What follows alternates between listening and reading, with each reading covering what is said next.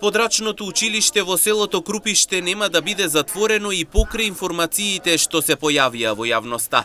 Градоначалникот на општината Карбинци Виктор Паунов ги демантираше ваквите тврдења, оценувајќи ги како неточни и дезинформации.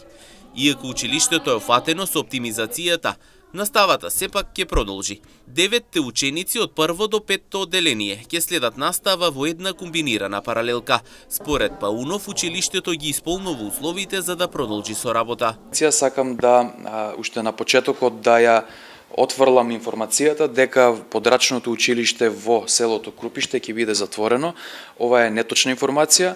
Подрачното основно училиште во селото Крупиште ќе продолжи да функционира, иако е опфатено со дел од оптимизацијата, затоа што е намален бројот на деца, но ова училиште ќе продолжи да работи со една паралелка во оделенската настава, затоа што бројот на деца во ова населено место во ово училиште изнесува под 10 или поточно број 9 деца од 1 до 5 одделение и го исполнува условот за една комбинирана паралелка, така што ова училиште ќе продолжи да работи. За подрачното училиште во селото Долни Балван се уште нема конечна одлука. Како што тврди Паунов, општината, Министерството за образование и училиштето се во интензивна комуникација, а останува непознато дали ќе бидат исполнети условите за формирање комбинирана паралелка, со цел училиштето да продолжи со работа и оваа учебна година.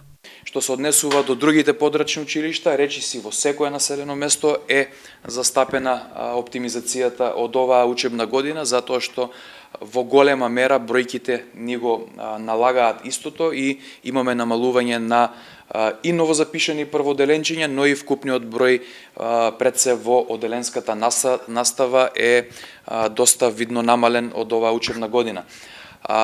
Се шпекулира и за селото Долни Балван, меѓутоа овде сакам конкретно да изјавам дека во комуникација со Министерството за образование и наука, општина Карбинци и основното училиште Страшо Пинџур во интензивни разговори и комуникации се уште е непознато дали ова училиште ќе успее да обезбеди една комбинирана паралелка, затоа што е надвор од моментално од постоечкиот закон за комбинирање на паралелки, но нашата интенција е и ова училиште да остане во функција и да продолжи да работи и оваа учебна година.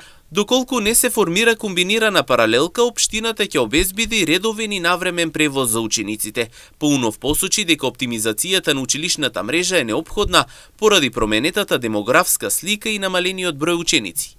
Со самата таа близина овие деца ќе можат полесно да физички да присуствуваат, односно да бидат на истото место. Доколку не успееме секаде, општината заедно со училиштето е должно да обезбеди редовен превоз кој што ќе биде безбеден, редовен, навремен и нормално подобри услови за учениците од било кое населено место.